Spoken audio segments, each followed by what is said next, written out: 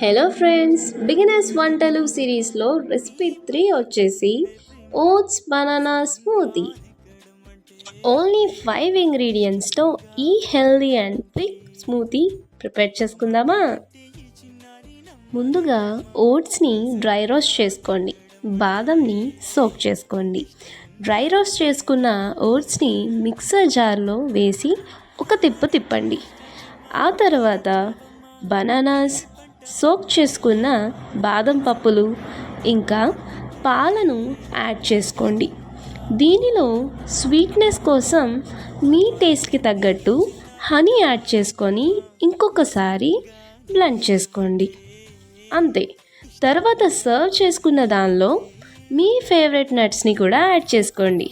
అంతే, ఎంతో tasty and quick healthy oats banana smoothie తయార్. ఈ స్మూతీ ఖచ్చితంగా ఎవరికైనా నచ్చాల్సిందే, అంత టేస్టీగా ఉంటుంది. మరి మీరు కూడా ట్రై చేసి ఎలా ఉందో కమెంట్ చేయండి friends. And don't forget to like and subscribe.